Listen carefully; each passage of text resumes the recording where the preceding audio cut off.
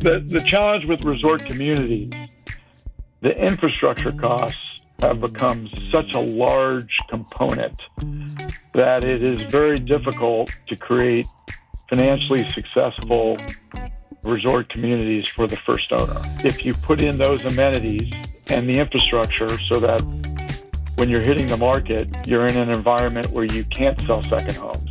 In an apartment building, you can always lower price and attract a customer. In the second home business, there are times in the market where there are no buyers. It doesn't matter what price you price it at. They're out of the market. And so a lot of resorts fail because they time things wrongly. And that's actually a very good time to then come in and jump in and pick up the pieces, which we've done a couple of times.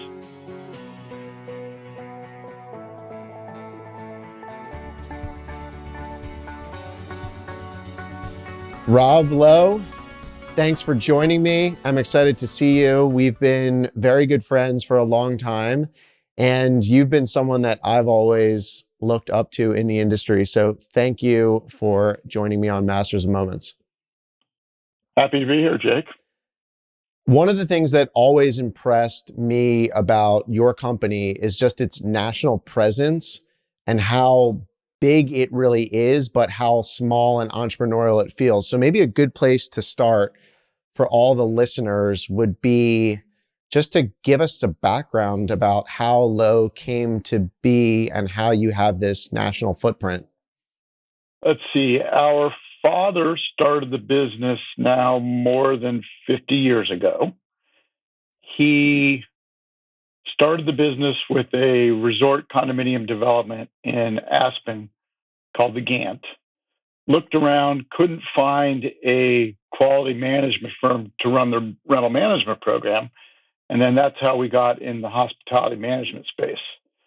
Soon after that, this was the early 70s,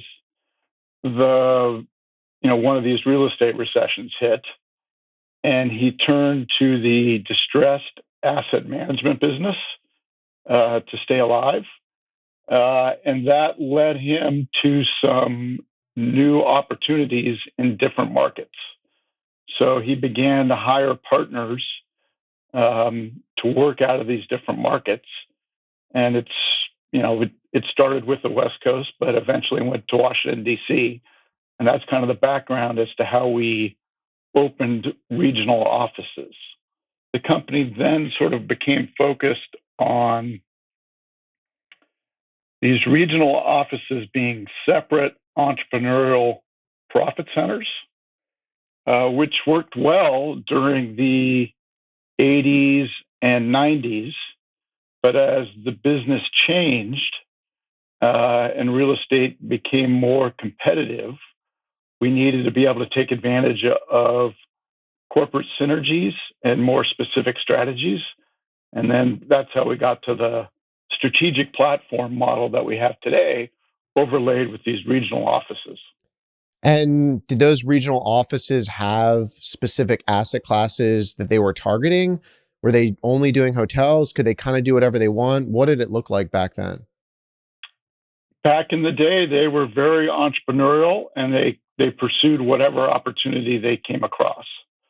So we were in hospitality, we were in office, we were in industrial, we had some retail.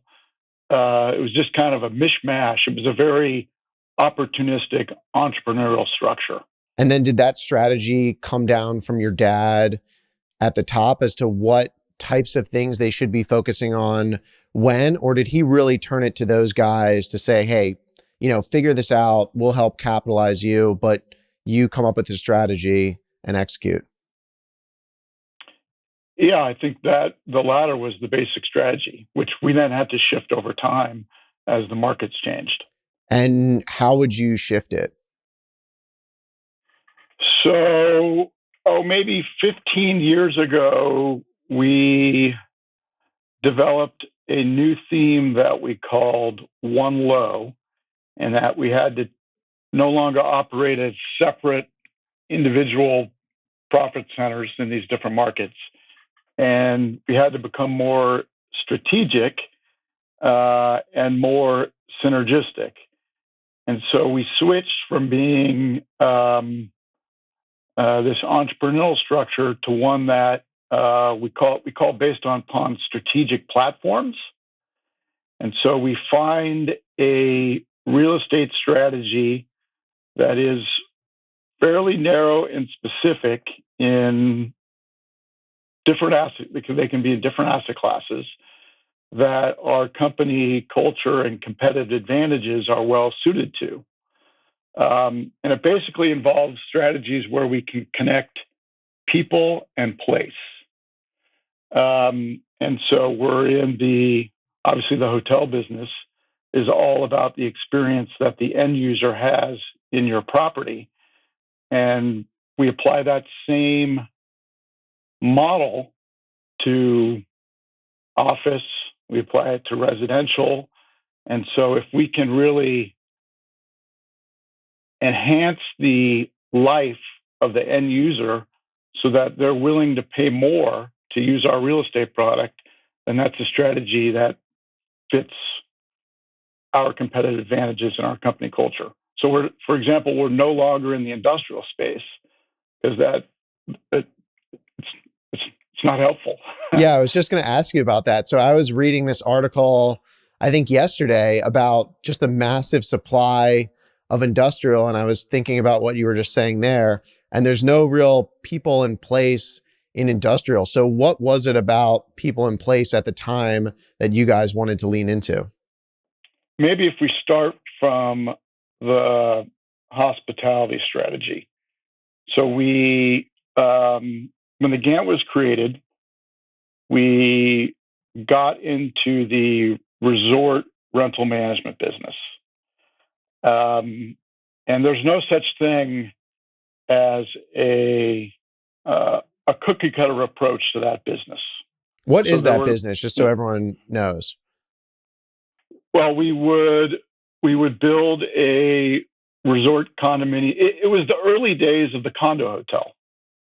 So we would build a 100-unit resort project in a mountain town or in the desert and sell those units. And the owners were only planning on spending a few weeks out of the year. So we would create a project that would work well as a condominium hotel for rental. So we grew that business throughout the 70s and 80s. And then in the downturn in 1990, 1992, when hotels got killed, we decided we could take what we learned in the resort business and start buying hotels at huge discounts to replacement cost. And the first couple of properties we bought were branded assets. But we quickly learned that those didn't suit our background as real estate developers, because when you're a real estate developer, you think from the ground up. You don't think from the top down. So we liked looking at the real estate and saying, okay, what's the absolute most unique, customized property that we can build based upon that site in that market and what that customer wants in that location.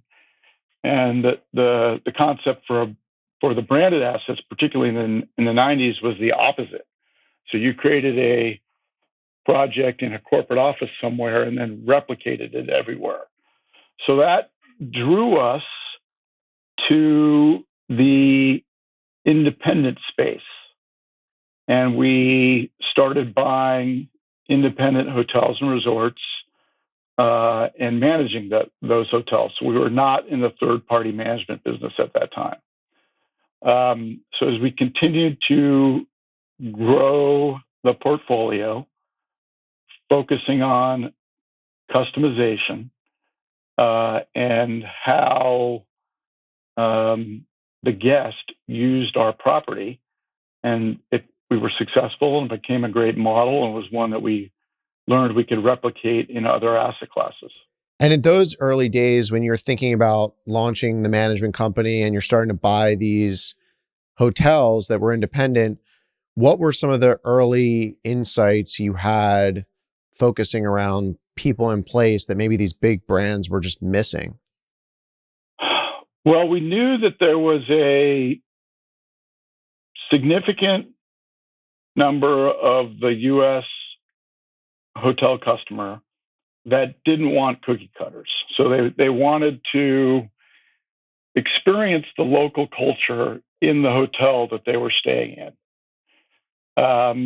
And it was, it was kind of out of step with what other hotel companies were doing at that time. And that customer base was not nearly as large as it was today, but they were loyal. And once you got a taste of a property that really reflected the local culture, you didn't want to go back to a branded box that could be anywhere in the country. And so we were early in that thinking, and in some ways we were lucky because the consumer over time started moving our direction. So what we thought was a relatively small niche grew and grew and became a much bigger opportunity. And were those just more fun, or could you actually make more money because you weren't constrained by the brands and these people were so loyal that they were more adept to spending dollars at your resorts? It's really both. So you like to have fun with what you do at work. And for us, it's a lot more fun to do something that's customized rather than something that's, you replicate everywhere. But the customer is willing to pay you more. And then when you operate, you have the flexibility to only focus on spending money where you think for what's important for that customer in that location. And if you do a cookie cutter, you have to have a much more standardized approach. And so you have to spend the same. You have to provide the same services everywhere, even though in one location one service might not be important, and another location another. So you can customize your operating model and generate higher margins. It actually seems like that's a little bit like the entrepreneur model that you guys were based around, because I'm sure who's ever managing these hotels for you has to have this independent mindset where they can come up with a lot of things, because I'm sure you just can't go out and do it all yourself. Yeah. So, and that's how culture ties in. And one of our key core values from the beginning has been empowerment. So we've always had this element in our company of empowering people to perform out in these far-flung subsidiaries, and you cannot customize from a corporate office. It has to be come from the ideas of the local person who's in that market and experiencing what they like there. So that empowerment culture is what enables this strategy to be successful. And do you give them some sort of guardrails, or do you really empower them to figure that out on their own? Well, we have a corporate team that works with the in-market individuals, and it's the corporate team is someone that you can run ideas by. They share best practices. They know what's worked at other properties and can give good ideas, or can respond back to say, hey, we know somebody that tried that and it didn't work. So it's a combination of both. And this management company became Destination, right? It did. So were you also doing other real estate activities at around the same time when you were building that vertical, or were you just really focusing on the hospitality side? No, the company was about half hospitality and half what I would refer to as traditional real estate, which primarily was office at the time. We weren't doing much multifamily in the 80s and 90s. Is office totally effed right now? Are you still in office? Are you still looking at office? No, we are. Office is going through a market reset in what is a secular change, but it is always going to be an important part of real estate. If if you think about it, there are many industries in which having people at the office for collaboration and training and communication is critical. There's other industries where it's not as critical, but for those industries where it's critical, they need to get their people to come to the office in order to compete effectively. And now that their employees have a choice of, okay, they can work in an industry that doesn't require me to be in the office, you've got to have great, wonderful office facilities to enable those companies to get their employees to come in. And so there is a opportunity to both develop new properties that suit the needs of those companies that need to have the people in the office, and to take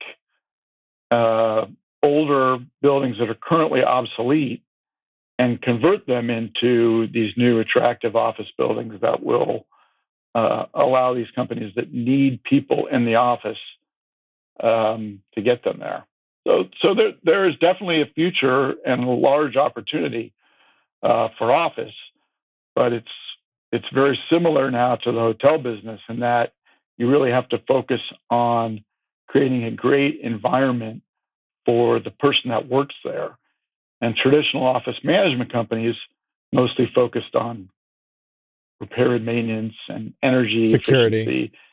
Yeah, didn't care about the person that actually worked in the office. So in the office deals or the offices that you own right now, how are you looking to convert them? Are you even looking to convert some to different uses like multifamily or hotel? What is that thought process going like at your company? Yeah, it's really all of the above. So where we have a building that we think is physically capable of being a place that enhances the lives of the people that work there, then we'll stick with it as office. And, like you said, in most office buildings, the person that greets you is the security officer. No, we have the person that greets you in our office buildings is the building host. And they're much like somebody that works at the front desk or at the concierge of a hotel.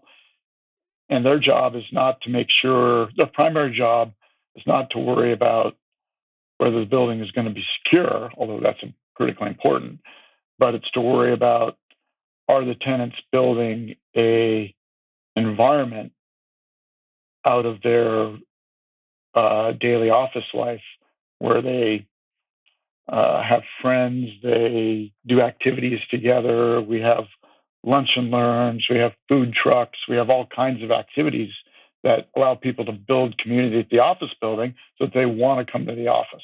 Even amongst different companies, you're saying? You're not just saying one company, you're saying across the entire building. Absolutely. But then there's we have definitely a strategy that we call office to Resi.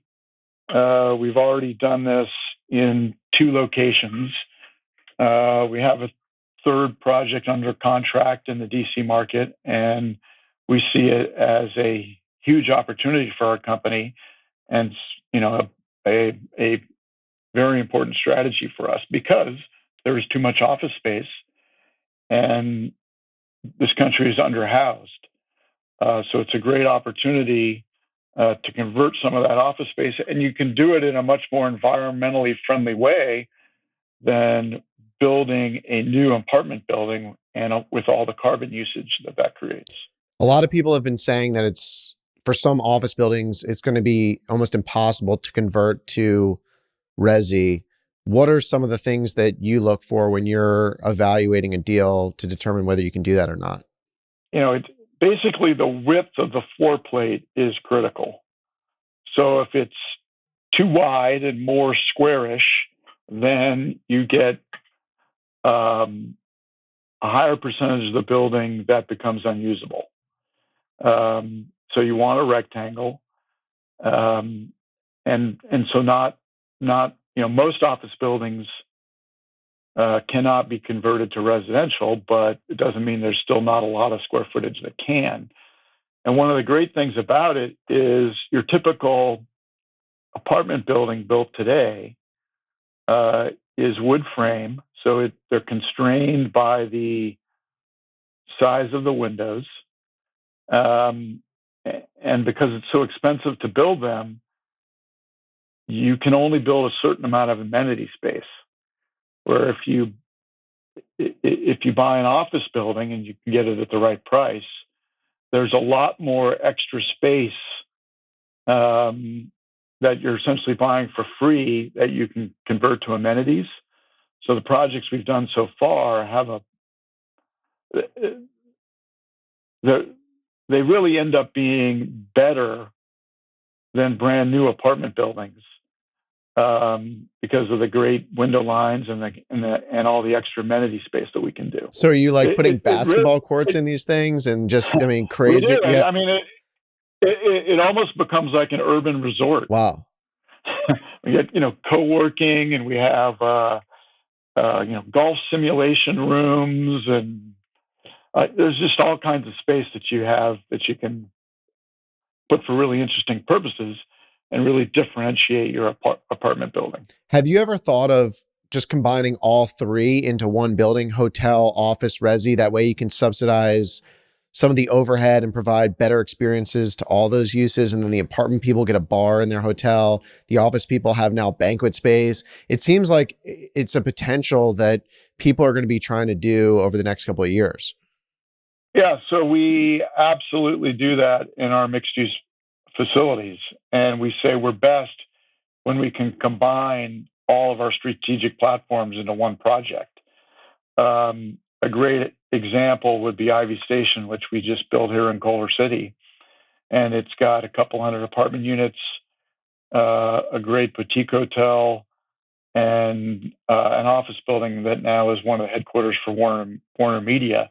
And it's perfectly, and 100,000 square feet of retail. So it's perfectly, and when you think about each one of our strategies is connecting people in place, then they really work well together, and the sum is better than the individual parts. And how does a deal like Ivy Station come together in your company? Do someone bring you in? Do you find it yourself? How does that work?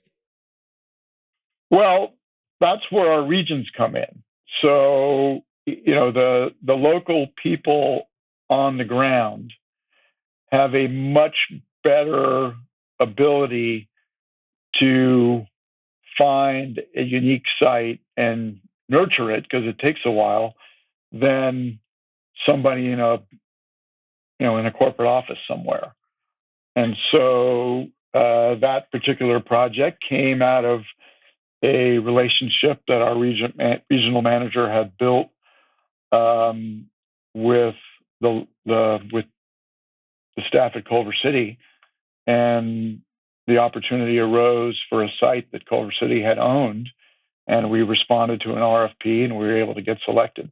So in a market like California, where entitlements are very, very difficult, it seemed like you already had an inside track to shorten the development timeline.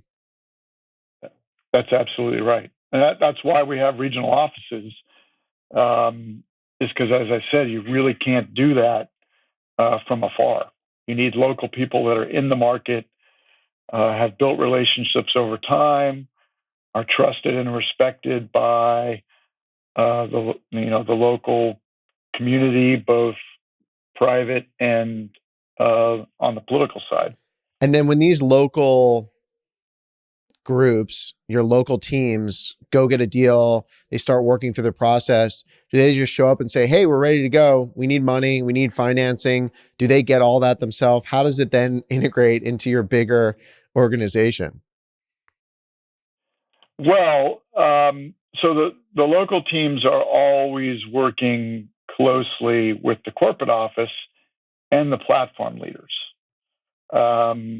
So for example, when we build Ivy Station at Culver City, that local person works very closely with the hospitality platform leader, so that we're gaining the expertise from both elements. But then, and then we have our our weekly pipeline calls, and so we're always communicating about what the regional offices are doing. And then it's the corporate office's role to work with the regional office to capitalize the projects. So they're not doing that on their own. We're really providing that service from the home office. And are you typically partnering with institutional partners, or are you syndicating it through high net worth individuals? How do these deals often come together from a capital standpoint? We do both, but more often we're working with institutional partners because of the size of our projects and the capital check. It's just easier to raise money from one source. And that's actually where my brother comes in. So the way we have, as co-CEOs, divided up responsibilities is, if it feels like something more that a CIO would do, Mike is responsible for that. If it feels like it's something more that a COO would do, that's where I come in. And so Mike has the primary role of maintaining all our capital relationships, flying to New York and visiting them. I think you're the lucky one. Well, I travel a lot too. It's just not to New York. Yeah. So how is it working with your brother? We didn't talk about how you came into the business, but I would like to hear that story and how kind of you, your dad, and your brother, how it all worked out and came together. Yeah, it was pretty interesting. I graduated from college, went to work for a real estate investment company based in Boston. Did that for a couple of years, and then came back to graduate school here in LA. Had the opportunity to move back home and spend time with my dad while I was in graduate school. And gradually, over that 2-year process, came to the realization that working with him was what I wanted to do in the next step in my career. And that was 1992, and we were in the middle of a pretty bad real estate recession. So was that a good time to start or a bad time? Well, it was good, because that's right when we had the idea to start buying hotels, and it was a good time to buy land for resort development. So I winded up going into the development side of our hospitality company, and I focused on that for the first 15 years of my career. So I was a hotel and resort developer. And I worked closely with Destination, our management company, but I was not overseeing it. Then I got promoted and started overseeing the hotel management company. 3 or 4 years after I joined, my brother joined, and he came into the more traditional part of the real estate company that was focused on office. And my dad had the idea that he would sort of separate our duties. I would take hospitality and he would take the other side of the business. And when it came time for Mike and I to assume the co-CEO roles, we got together and said, we don't really like this. We'd rather share by function rather than product type. Rob, you seem to like the COO type roles, and Mike seems to like the CIO type roles. And so we split by function, and it works pretty well because we're not competing for anything. We're completely dependent upon each other. And we've set up our office so I can actually see him through the glass window right there. And we have a glass in the corner. We have a glass conference room that divides our space. And how often do you guys huddle up? Well, every day that we're not traveling. Yeah, constantly. Yeah. It's awesome that it worked out that way. And did you have any hotel experience or background before you started on the hotel side and developing these resorts, or did you just figure it out as you went along? I figured it out as I went along. I was that first job I was in was at a company called Copley Real Estate Advisors, and there was one hotel I had in my asset management portfolio, but it was primarily office, and so that had been in my experience. In graduate school, in between the 2 years, I actually worked for K&B, then called Kaufman and Broad. So I was doing master plan residential. So hospitality was really very far from my mind. But once I started there, I absolutely loved it. The great thing that hospitality has is it's rather than just being real estate, you're also running an operating business inside the real estate. And there's just a lot more levers to pull to create value. It's a lot more complicated. There's And less we, you know, competition we're too, right? yep. So when you were doing these resorts today, like developing a resort seems like such a foreign idea because of the capital involved, available land, the cost. Was it easier back then, or was it just as hard when you were going out and trying to find this resort land or buy resorts, if that was the case? Well, I guess I would say that you know everything gets a little more complicated as time goes on. Entitlements more difficult, land's less available, it's higher priced. But on the other hand, we've learned a lot more, and so we have a lot more experience and a lot more knowledge about what works and doesn't work. So we're still actively in the resort development market, and we'll continue to find opportunities, um, and we will stay in that business. And now, sitting here today, what are some of the things that work and what are some of the things that just don't work in today's environment? If you're just building a resort hotel, it's a lot simpler than doing a large master planned resort community. They are expensive because you have to include the full array of amenities, or they're not going to be successful.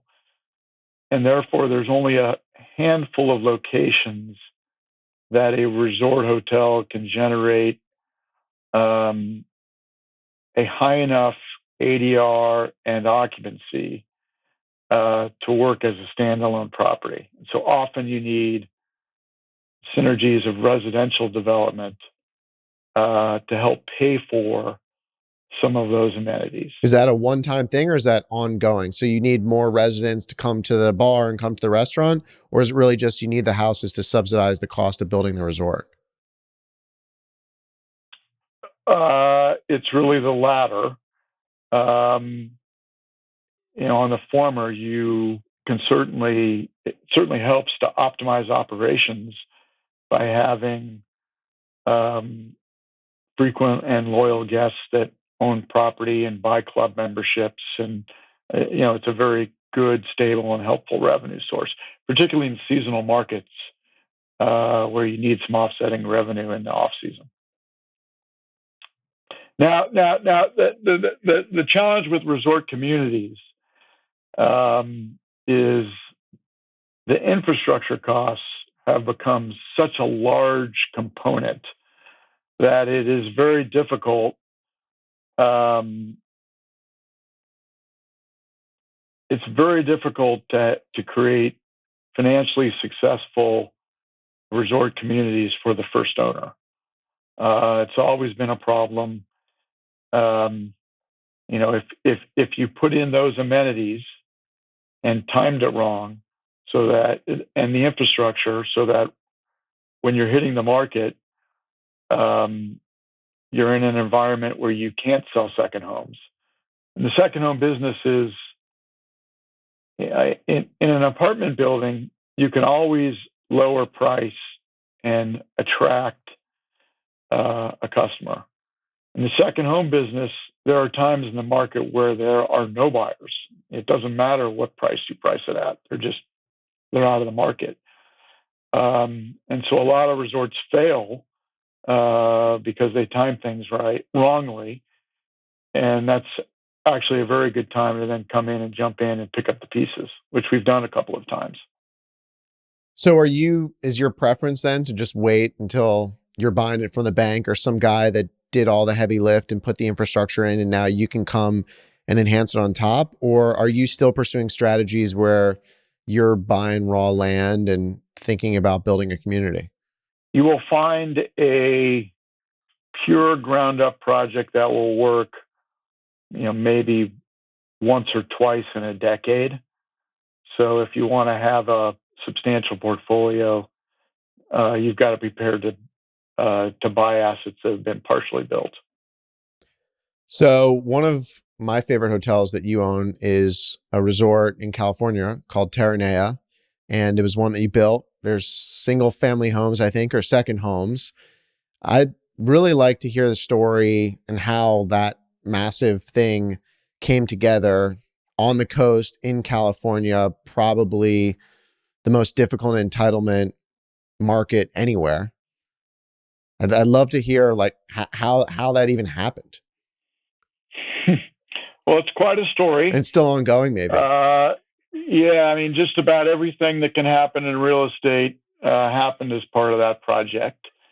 I've been involved in it now for almost 25 years because we first walked on the property in maybe it was 1998, and obviously 100 acres on the coast in Los Angeles County, there was no other opportunity like it. But only a few people were interested in developing a hotel there because the concept was that it was too far away from the rest of Los Angeles, and nobody would really want to go there. And we looked at it quite differently and said, it feels like it's far away, but it's a totally different environment than the rest of LA County. You feel like you're somewhere on the Mediterranean. Yet it's only 15 miles from LAX, which is one of the most accessible airports in the world. And that we knew, corporate group in particular would find that incredibly attractive because they could fly people from all over the country and literally all over the world and get to the resort quite quickly compared to most other resorts, which are much more remote and harder to access. So we thought we had a concept combining leisure and group that would work. And we were, the property actually had a long story before we got involved. Yeah, what was it? The reason why the 100 acres was there is in the 50s, it was developed as marine land. Marine land was effectively a precursor to SeaWorld. And so it was a very popular, theme park for 30 years. It's hard to imagine a SeaWorld on the coast in California today. I just don't see that happening. Yeah. So, eventually SeaWorld came in and its popularity declined. And the owner actually sold it to SeaWorld, who bought it for the animals. So closed it, shipped the animals down to San Diego. And it sat there decaying. A developer bought it in the 80s. The bank took it back.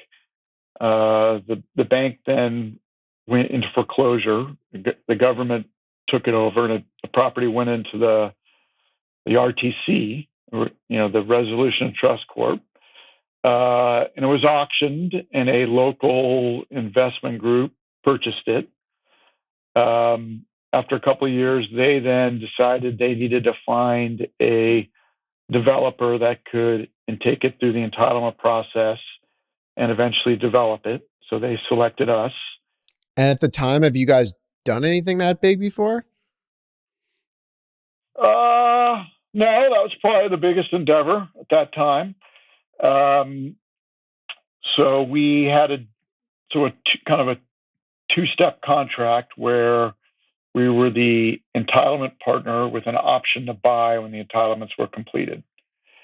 And it took us about 2 years to negotiate that deal and then create a development concept that it was acceptable to the landowner, so would deliver a high enough land value, but would also be approvable in the community. Then we embarked on entitlement process in the local city, and that took 2 years. This was by far the biggest project that had ever been developed in Rancho Palos Verdes. So there were a lot of concerned citizens, as you can imagine, and for good reason. And we were able to get those entitlements. Took a while, but we got it done. How long was that? That was 2 years. Every step took 2 years. So then in California, once you get your local entitlements, you have double jeopardy and you have to go to the California Coastal Commission. And it took 2 years to get through the coastal process. There's lots of interesting stories and lessons. What would be one of them? Not a lot of people have experience at the Coastal Commission. I think everyone would get a kick out of one of these. Well, there were a couple areas in which the coastal staff overreached. One of them was their initial recommendation was that there could be no irrigated landscaping at all on the property. And how can you have a resort without, being able to water the plants? Right. And by the way, Ranchos Palos Verdes is a very green place. When you fly over it, the whole thing looks green. Indeed. And so that was one of the things where the actual coastal commissioners, like, what? This is crazy. They have to be able to. You can't have an upscale resort without irrigated landscaping. And so, we were able to get that approved at the actual Coastal Commission meeting, and there were a couple other things like that. But we essentially, they approved the project as we had conceived it and as the city had approved it. But we then had about 200 conditions, 100 from the city and 100 from the Coastal Commission, that we had to go execute on before we could get a building permit. And some of those were overlapping and different. So it took 2 years to resolve all of those conditions before we were able to start construction. So we're now 8 years into the project. We get construction started. That takes 2 years. What year is this? This is now, well, we opened in 1992, but the next challenge happened in the fall of 1991. We saw the stock price of our construction lender go from about $10. Wait, you said 1992 or what year? So, sorry. That's like what 2008. Yeah. So the fall of 2008. I'm getting older and everything's blending together now. Great. Okay, so you're building a hotel in 2008. This sounds good. The fall of 2008, the stock price of our construction lender goes from $10 to 30 cents. So we're like, okay, we we got a problem here. We got to get this thing finished as fast as we can. So we told the contractor, you know, our lender may go out of business. We got to hurry. We started doing 2 draws a month instead of 1. Everything was moving along until about April. So it was going to be a June completion. We got some unusual questions from the lender, and they never funded another draw. And so we had about $25 million left to finish the project, including, you know, all the pre-opening costs of hiring employees and all those things. And fortunately, we had a very good general contractor that was well capitalized and realized that they were more likely to get repaid their extra $20 million if they finished the building. Even though we had, you know, we were, by early 2009, we were, you know, into the recession, and it was messy. Incredible foresight on their part. Yeah, we no longer had any liquidity because of what was happening. So they finished the building. We then had to manufacture pre-opening and working capital by pre-selling hotel rooms at discounts. It was very creative. Our managing director, Terry Hack, did an unbelievable job getting... and that brought real money in? Yeah, we created the cash to hire the people and open the project. And then right about that time, the bank officially failed. And so, you know, it got taken over by the federal government. And we thought maybe this trick would last us a couple of months. But we lasted a whole year without drawing any new capital, without paying that last $20 million to the general contractor, and obviously the subs were left partly holding the bag. But fortunately, Starwood Capital came in and bought the portfolio of this lender.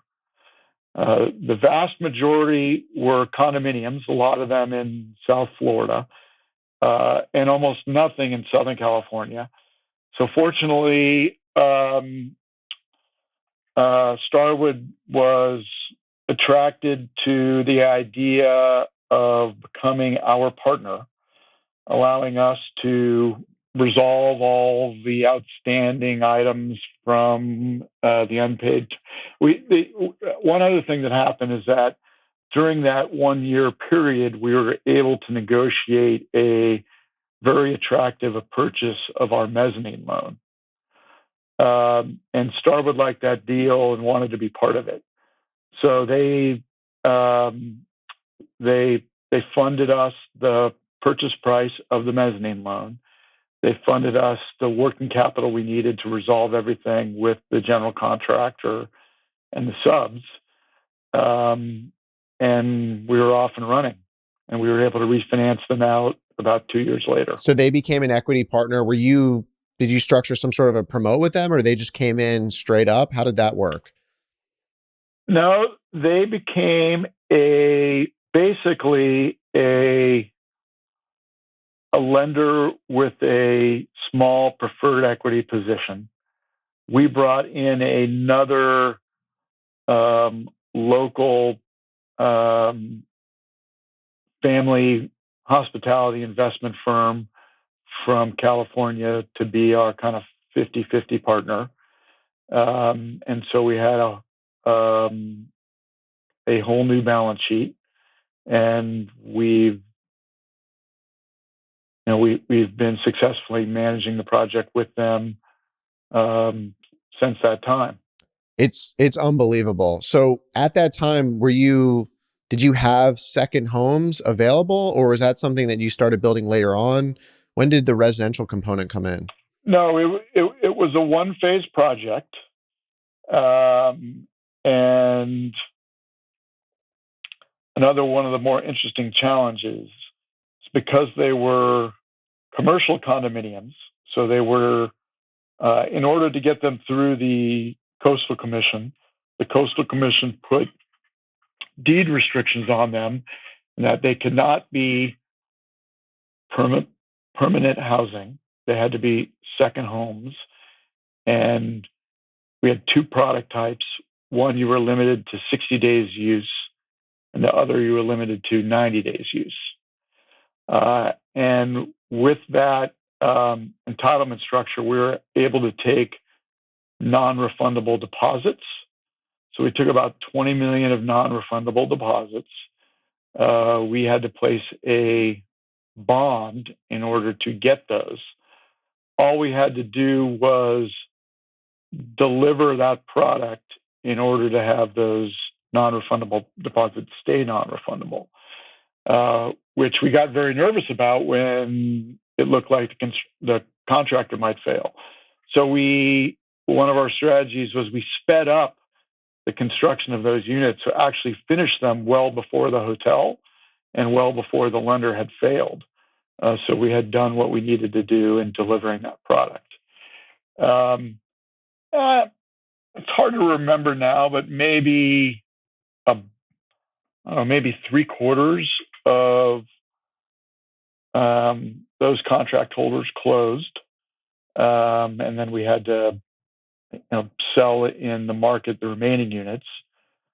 First couple of years, it was in the Great Recession, and there was no demand, but that returned, and we actually learned that the casita product, which is more like that has the lock-offs and the lock-off hotel keys, it was more valuable as hotel keys. So we stopped selling that product and still own about half of it today. Yeah, they're right on the cliff, beautiful views of the ocean. It's amazing. So you delivered that in the heart of the Great Recession. It's tremendously successful now. In addition to this concept that we talked about being able to attract both local leisure and national and international corporate group, of course, growing up in California, our family had been to every resort hotel on the coast. And one thing we noticed is most of the older portfolio of resort hotels were too formal, and they didn't take advantage of the indoor-outdoor lifestyle that people in Southern California like, and people in Southern California, the reason why they come here. So we really focused on maximizing our use of the outdoor space at that property and making sure it was, both casual, but had enough contemporary elements that it was consistent with Los Angeles, which is a very contemporary city, and you could feel comfortable in flip-flops everywhere you went. And I think we were, successful in delivering that. That's why it's maintained its popularity over these last 15 years. What are some of the other things there that, maybe you didn't realize it at the time, but looking back at it now, you're like, oh, this is a brilliant idea. This is really working out. Or what have you leaned in on since to enhance certain things? Well, because we worked on it, we had so much time to work on it. We spent a lot of time on the property, and being a large property surrounded by water, there's actually microclimates within the 100 acres.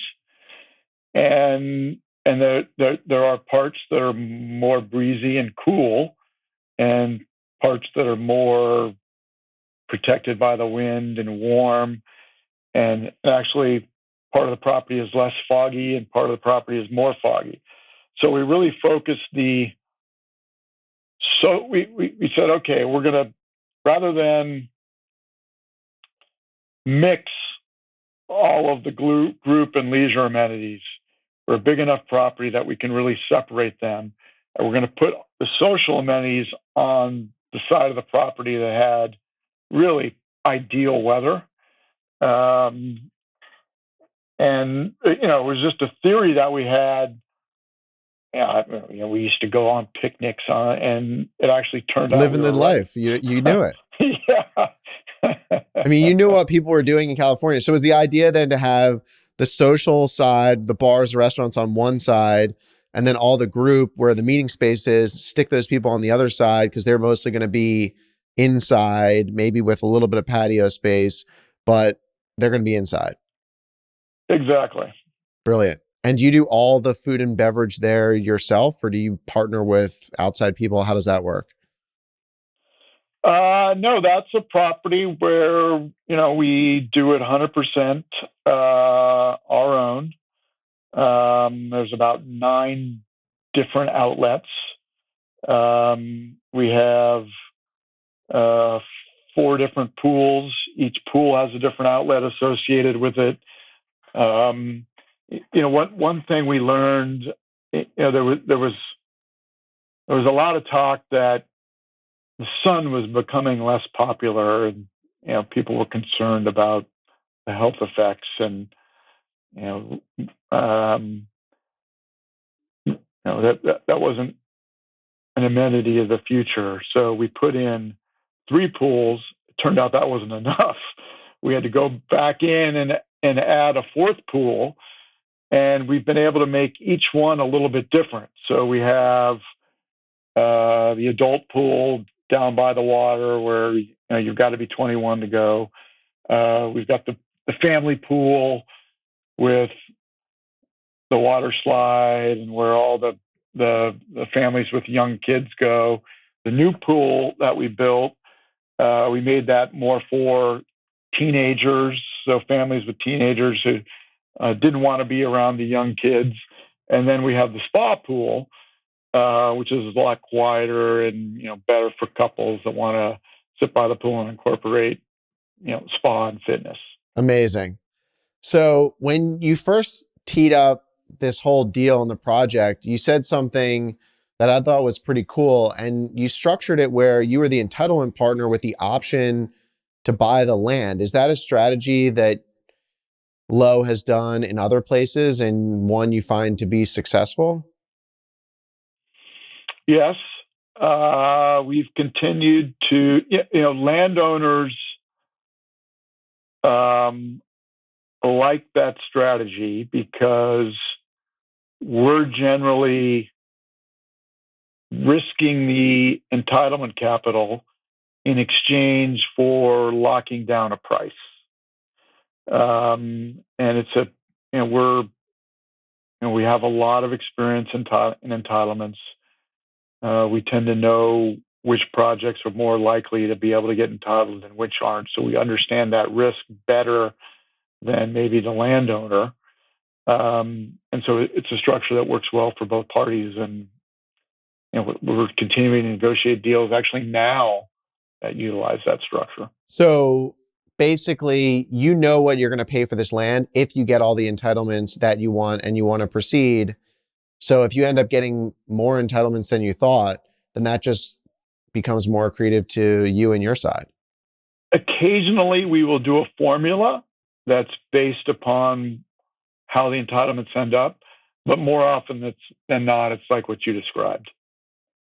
So I want to talk about the evolution of destination and what it became, because it's a very fascinating story. Do you want to give everyone a little bit of an insight as to how this amazing independent resort collection called Destination turned into a new venture? Sure. So, as we talked about earlier, it was born in the condominium rental management space in resort locations, primarily Colorado ski country, Hawaii, California desert, and in the Tahoe area. It was at that time that business was unbelievably fragmented. So there was almost nobody that managed more than a couple of different projects. So we were, if not the largest, one of the two largest companies that focused on that space, but we weren't very big.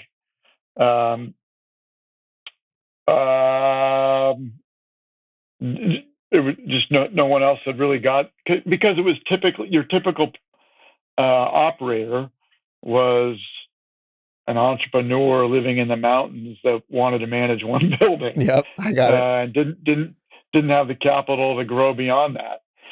And then so we, in that downturn in the early 90s is when we started buying properties and managing them and shifting it from, we really stopped growing the rental management portfolio and focused on growing the owned hotel and resort business. And the portfolio group, fairly good sized. We stayed focused on that independent space. And then the Great Recession occurred. Shortly after that, we recruited a new leader for that business. We decided jointly that we really wanted to figure out how we could grow it more rapidly than what we were doing just by buying properties. And so we decided to get into the third-party management business. And then we made the very, thoughtful, strategic decision of not expanding out of our current area of expertise. So we said we're going to stick with independent resort, lifestyle-oriented properties. We weren't going to get into the branded management business. We weren't going to get into the select service, limited service business. We were going to stay with what we knew, and we were going to be specialized. It was about that time that the U.S. customer was becoming more informed about wanting to stay in properties that reflected the local environment and culture. So our market was growing. Investors were starting to get interested in the space. And it was really a very, there was, I guess, a lot of luck involved. Yeah, it's good timing. The market was moving towards us right when we decided that we could stick with that area of expertise. And so we continued to grow that business. We decided we could turn Destination into a soft brand. So we began to do that. So what does that mean? You're turning it into a soft brand. Was it not already a soft brand? For those that don't know, a soft brand is... Destination was really a business-to-business brand in the 80s and 90s and really the 2000s. And so it wasn't until after the Great Recession that we started to make it also a consumer brand. And we chose the soft brand space because that was more consistent with, creating customized properties that were consistent with the local culture and environment. The business was growing. It was a good space for us. But then the brands took notice and they started to start these soft brands. And we got worried that we were still too small to compete with them. So you had Hilton and Marriott basically creating Curio and Autograph Collection and whatever other names they were coming up with, Hyatt, Unbound. Yeah, they were all jumping into our space. We were the biggest that were not affiliated with one of these brands, but we got nervous that we had to be bigger in order to compete. So we decided that we would raise capital to more aggressively get into the acquisition business and buy hotels that fit this strategy and could be cornerstones of the brand. So we hired an investment bank to help us do that. And as we got started, they said, well, we've got an alternative strategy for you. we've got another company that really does the same thing you do, but is more focused on urban assets. And why don't we combine the urban expertise in lifestyle and independent and the resort side, and you guys become one company.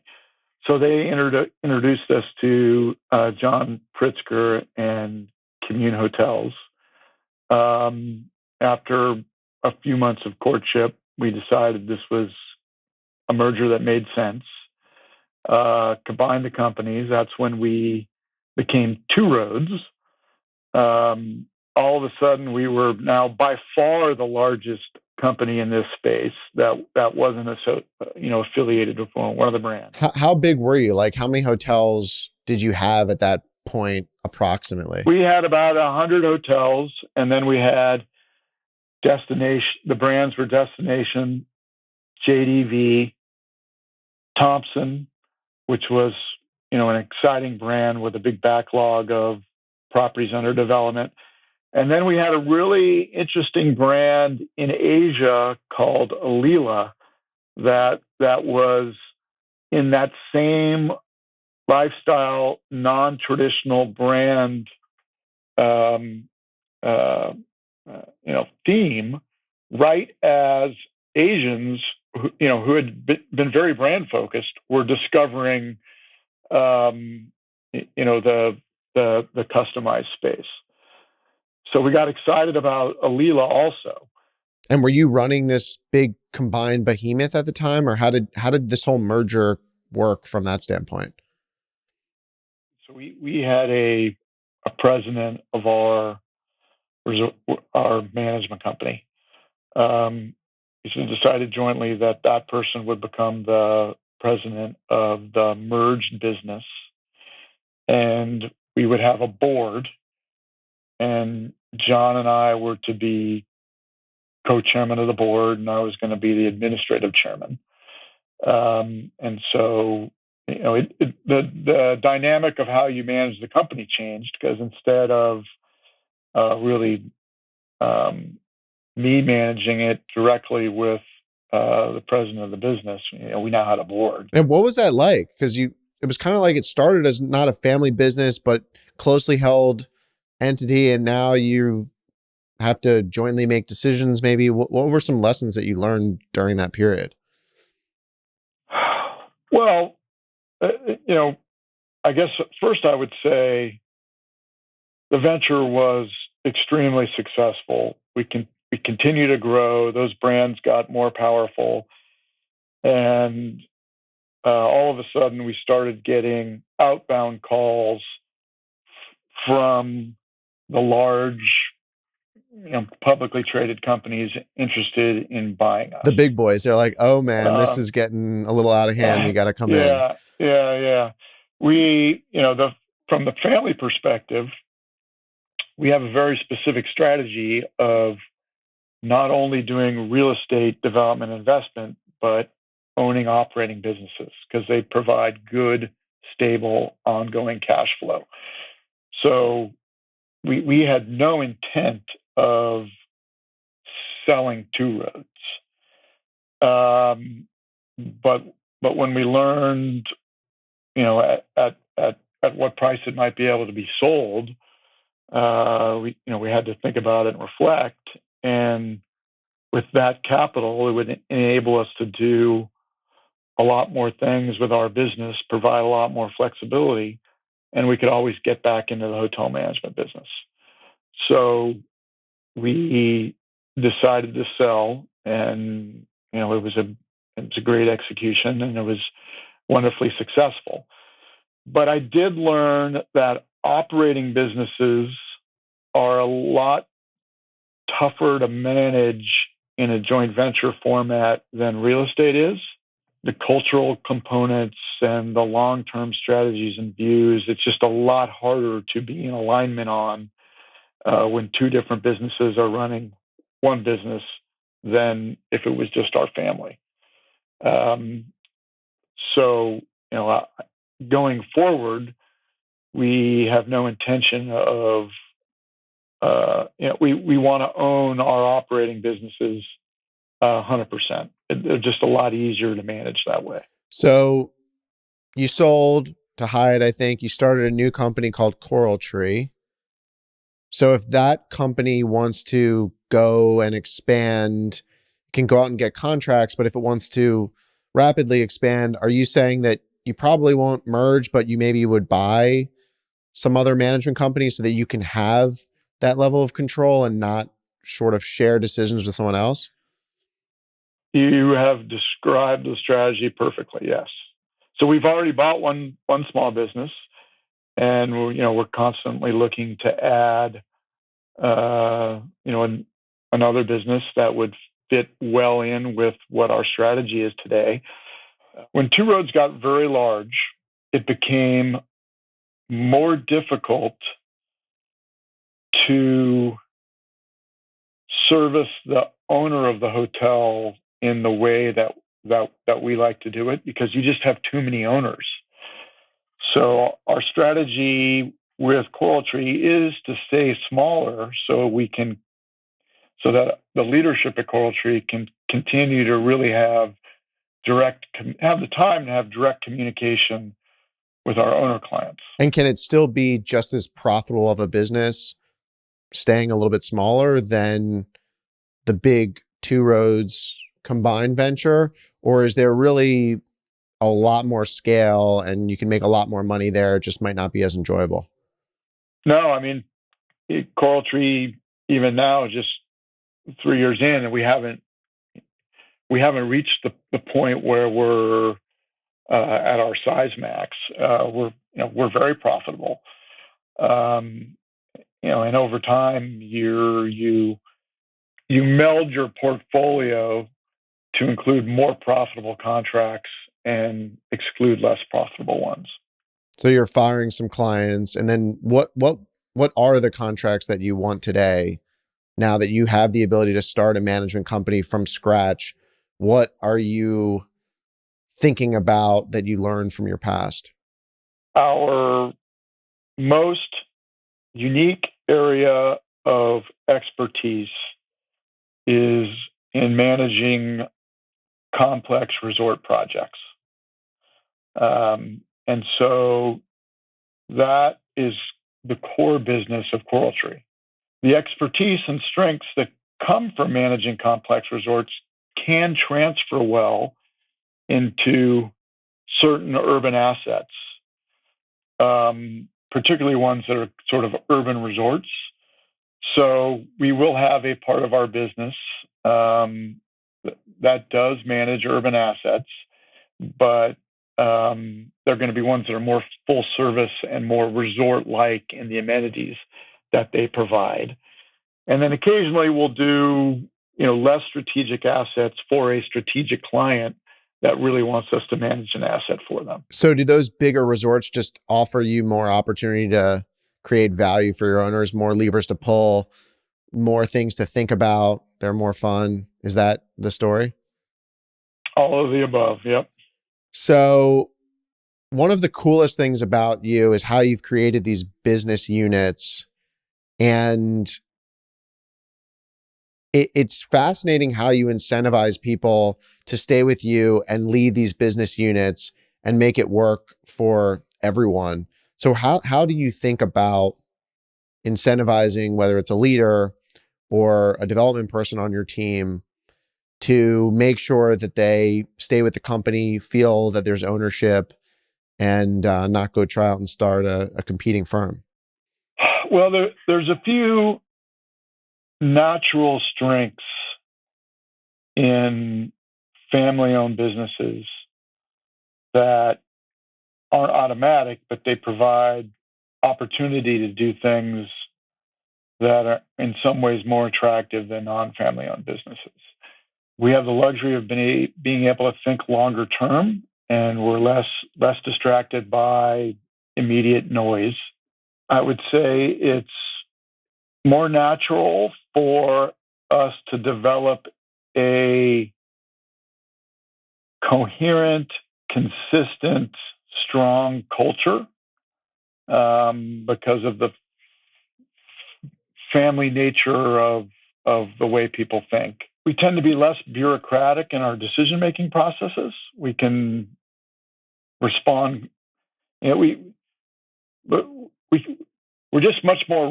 We have the opportunity of being much more rapid in decisions because you can just.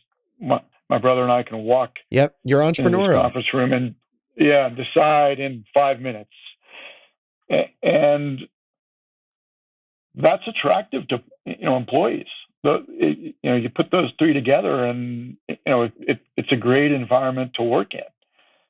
You understand the culture; it's consistent. You don't have to worry about different cultures in different regions. You can get decisions made rapidly.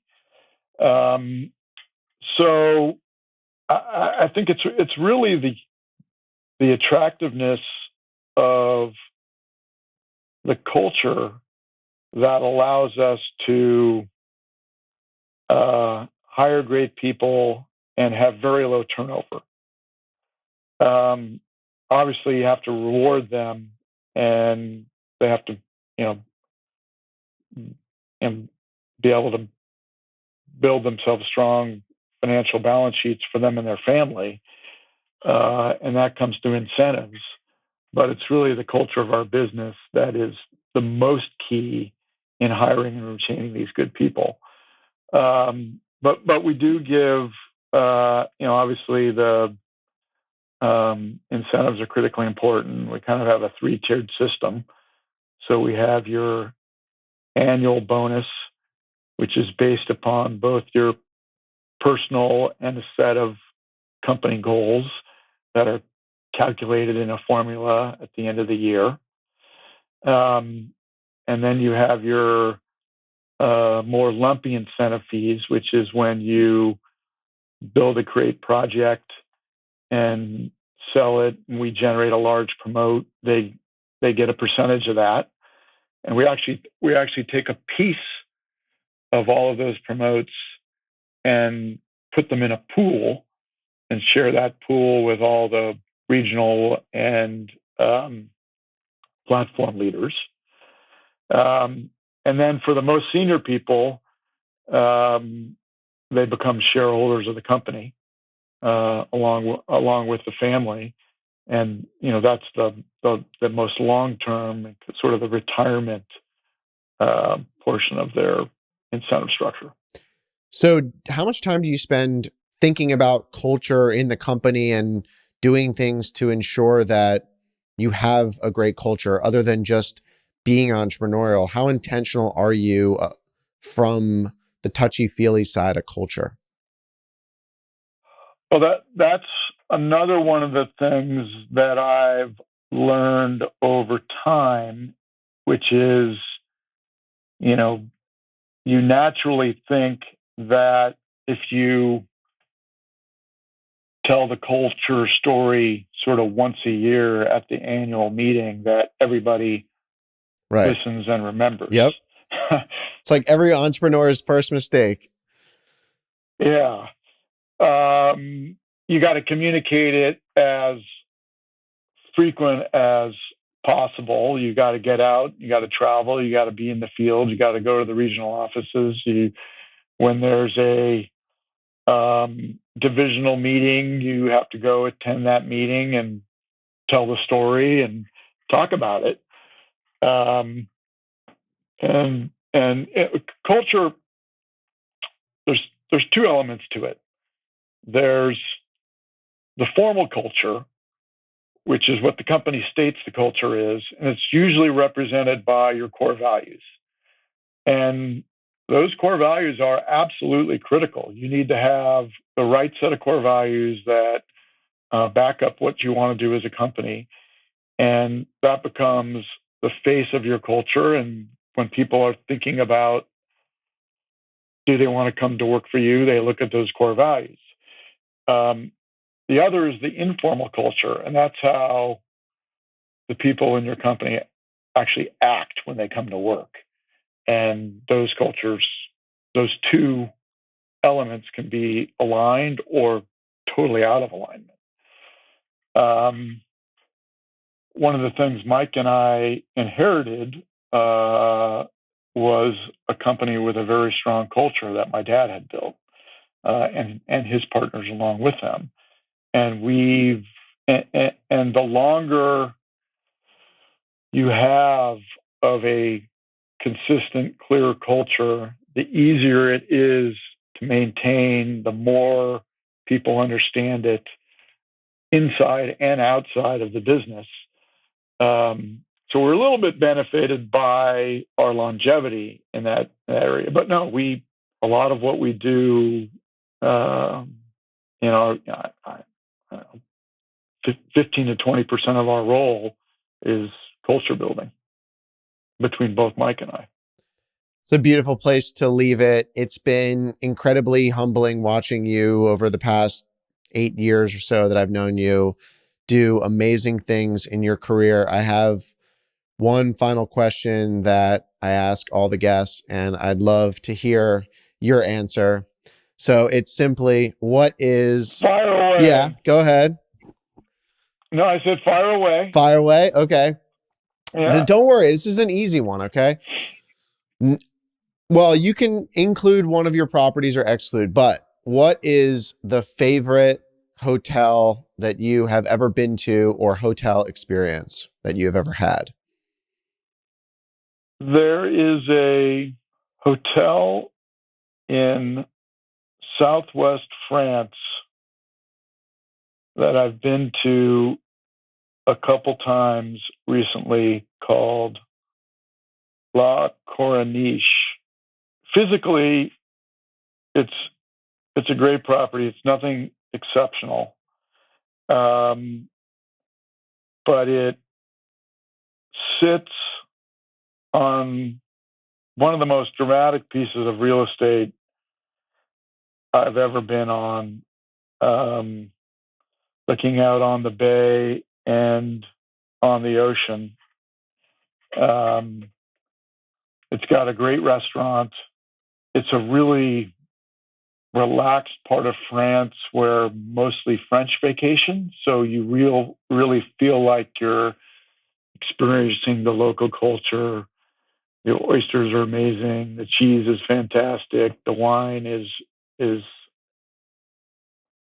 it's Bordeaux wine. Nothing better. Right. But then on top of it all,